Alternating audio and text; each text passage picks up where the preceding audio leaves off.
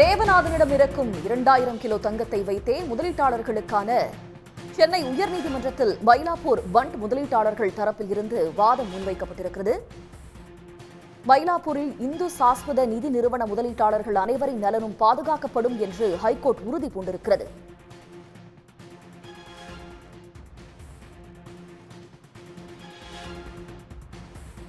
தேவநாதனிடம் இருக்கும் சொத்துக்களில் பாதிக்கு மேற்பட்டவை வில்லங்க சொத்துக்கள் தான் என்று போலீஸ் தரப்பில் இருந்து தெரிவிக்கப்பட்டிருக்கிறது. தேவநாதனிடம் இருக்கும் 2000 கிலோ தங்கத்தை வைத்தே முதலீட்டாளர்களுக்கான பணத்தை வட்டியுடன் அளிக்க முடியும் என்றும் தெரிவிக்கப்பட்டிருக்கிறது. சென்னை உயர்நீதிமன்றத்தில் மயிலாப்பூர் பண்ட் முதலீட்டாளர்கள் தரப்பில் வாதம் முன்வைக்கப்பட்டிருக்கிறது. இது பற்றிய கூடுதல் தகவல்களை தருவதற்காக சிறப்பு செய்தியாளர் ரமேஷ்குமார் இணைக்கிறார். ரமேஷ்குமார், விவரங்கள்.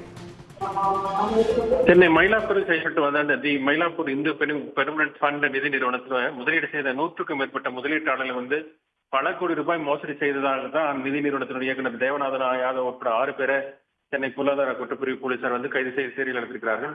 இந்த வழக்குல தான் தேவநாதன் உள்ளிட்டோர் மீண்டும் 3வது முறையாக அவர்கள் ஜாமீன் கேட்டு சென்னை உயர்நீதிமன்றத்தில் அந்த மனு தாக்கல் செய்திருந்தார்கள். இந்த மனு தான் இன்றைக்கு நீதிபதி ஜி கேளந்திரன் முன்பு விசாரணை வந்தபோது பாதிக்கப்பட்டவர் சார்பில் ஆஜரான வழக்கறிஞர் ஆர் திருமூர்த்தி தேவநாதன் யாதவுக்கு சொந்தமான சுமார் 2000 கிலோ தங்கம் இருந்ததாக குற்றப்பத்திரிகை குறிப்பிடப்பட்டுள்ளது என்றும் தற்போது தாக்கல் செய்யப்பட்டுள்ள சொத்து ஆவணங்கள்ல அந்த தங்கம் குறித்து குறிப்பிடப்படவில்லை என்று தெரிவித்தார். அந்த தங்கம் இருந்தாலே தங்களுக்கு வட்டியுடன் பணத்தை திருப்பி அளிக்க முடியும் என்றும் குறிப்பிட்டிருந்தார். பொருளாதார குற்றத்தடுப்பு பிரிவு போலீசார் சார்பில் ஆஜரான கூடுதல் குற்றவியல் வழக்கறிஞர் முனியபராஜ் நீதிமன்ற உத்தரவுப்படி தேவநாத யாதவ் தாக்கல் செய்த இந்த 300 கோடி ரூபாய்க்கான சொத்து ஆவணங்களை ஆய்வு செய்ததில் பாதிக்கு மேற்பட்டவை வில்லங்க சொத்துக்கள் என்று அவர் குறிப்பிட்டார். பங்குச்சந்தையில முதலீடு செய்ததில் பங்களின் மதிப்பும் குறைந்து வருவதாகவும் குறிப்பிட்டார்.